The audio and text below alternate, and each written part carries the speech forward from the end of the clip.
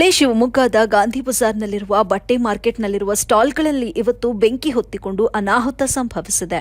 5ಕ್ಕೂ ಹೆಚ್ಚು ಅಂಗಡಿಗಳು ಘಟನೆಯಲ್ಲಿ ಸುಟ್ಟು ಕರಕಲಾಗಿವೆ. ಅದೃಷ್ಟಕ್ಕೆ ಅಗ್ನಿಶಾಮಕ ಸಿಬ್ಬಂದಿ ಹರಸಾಹಸದಿಂದಾಗಿ 200ಕ್ಕೂ ಹೆಚ್ಚು ಸ್ಟಾಲ್ ಮಾದರಿ ಅಂಗಡಿಗಳಿರುವ ಬಟ್ಟೆ ಮಾರ್ಕೆಟ್ನಲ್ಲಿ ದೊಡ್ಡ ದುರಂತ ಸಂಭವಿಸುವುದು ತಪ್ಪಿದೆ. ಇವತ್ತು ರಾತ್ರಿ 10 ಗಂಟೆ ಸುಮಾರಿಗೆ ಬಟ್ಟೆ ಮಾರ್ಕೆಟ್ನ ಸ್ಟಾಲ್ಗಳಿಂದ ಹೊಗೆಯಾಡುತ್ತಿರುವುದನ್ನು ಸ್ಥಳೀಯ ಯುವಕರು ಗಮನಿಸಿದ್ದಾರೆ.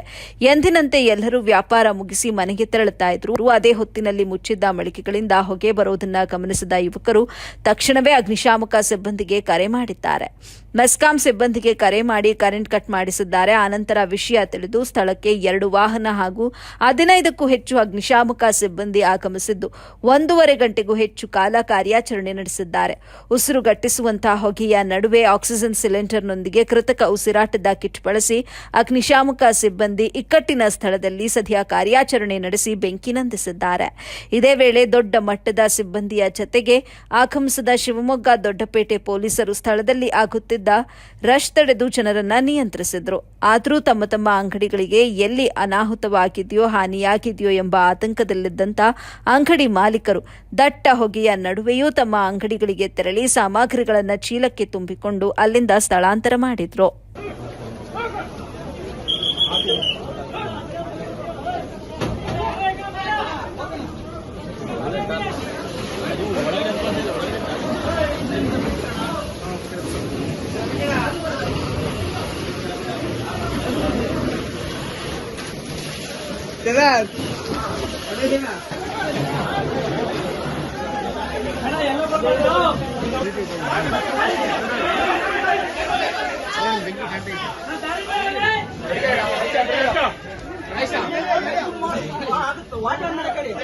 ಹೋಗಿ ಅಣ್ಣ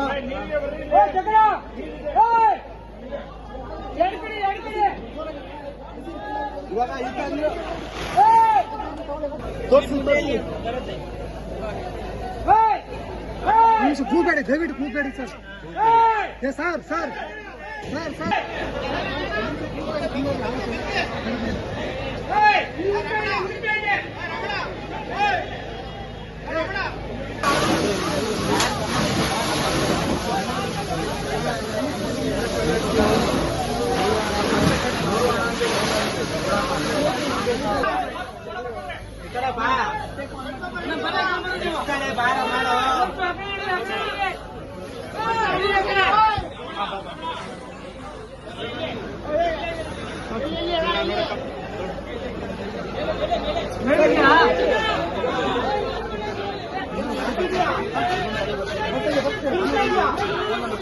ಯಾವುದೇ